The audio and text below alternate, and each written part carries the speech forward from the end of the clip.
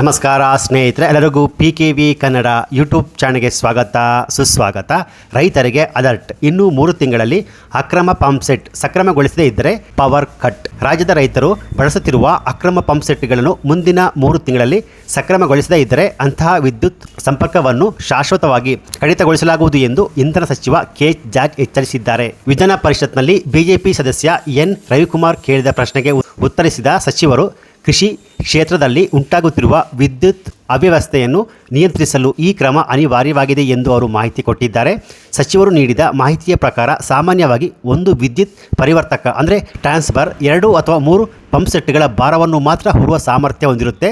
ಆದರೆ ಹಲವೆಡೆ ಒಂದೇ ಟ್ರಾನ್ಸ್ಫರ್ಗೆ 16 ಅಕ್ರಮ ಪಂಪ್ ಸೆಟ್ಗಳನ್ನು ಜೋಡಿಸುತ್ತಿರುವುದು, ಓವರ್ಲೋಡ್ ಉಂಟಾಗಿ ಟ್ರಾನ್ಸ್ಫರ್ಗಳು ಪದೇ ಪದೇ ಸುಟ್ಟು ಹೋಗುತ್ತಿರುವುದು ಕಂಡು ಬಂದಿದೆ.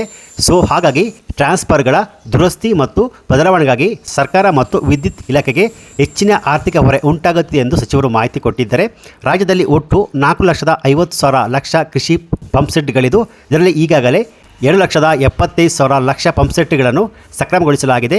ಉಳಿದ ರೈತರು ಮುಂದಿನ 90 ದಿನಗಳ ಒಳಗೆ 3 ತಿಂಗಳ ಒಳಗೆ ಕೆಲವೊಂದು ಶುಲ್ಕ ಪಾವತಿಸಿ ತಮ್ಮ ಪಂಪ್ ಸೆಟ್ಗಳನ್ನು ಸಕ್ರಮಗೊಳಿಸಬೇಕು ಎಂದು ಸಚಿವರು ಮಾಹಿತಿ ಕೊಟ್ಟಿದ್ದಾರೆ. ಗಡುವಿನ ನಂತರವೂ ಸಕ್ರಮಗೊಳ್ಳದ ಪಂಪ್ ಸೆಟ್ಗಳ ವಿದ್ಯುತ್ ಸಂಪರ್ಕವನ್ನು ಯಾವುದೇ ಮುನ್ಸೂಚನೆ ನೀಡದೆ ಕಡಿತಗೊಳಿಸಲು ಇಲಾಖೆ ಸಿದ್ಧತೆ ನಡೆಸಿದೆ ಎಂದು ಸಚಿವರು ಎಚ್ಚರಿಕೆ ನೀಡಿದ್ದಾರೆ. ಸ್ನೇಹಿತರೆ, ಹೀಗಾಗಿ ಯಾವ ರೈತರದು ಕೃಷಿ ಪಂಪ್ ಸೆಟ್ಗಳು ಇನ್ನೂ ಕೂಡ ಸಕ್ರಮವಾಗಿರುವ ಆದಷ್ಟು ಇದೇ 90 ದಿನಗಳ ಒಳಗೆ ನಿಮ್ಮ ಕೃಷಿ ಪಂಪ್ ಸೆಟ್ಟನ್ನು ಸಕ್ರಮಗೊಳಿಸಿ ಎಂದು ಸರ್ಕಾರ ಮಾಹಿತಿ ಕೊಟ್ಟಿದ್ದಾರೆ. ಇದಕ್ಕೆ ನೀವು ಕೆಲವೊಂದಷ್ಟು ಫೀಸನ್ನು ಕಟ್ಟಿ ನೀವು ಸಕ್ರಮಗೊಳಿಸಬೇಕು, ಇಲ್ಲಾಂದರೆ ನಿಮ್ಮ ವಿದ್ಯುತ್ ಸಂಪರ್ಕ ಕಟ್ ಮಾಡುತ್ತಾರೆ. ಸ್ನೇಹಿತರೆ.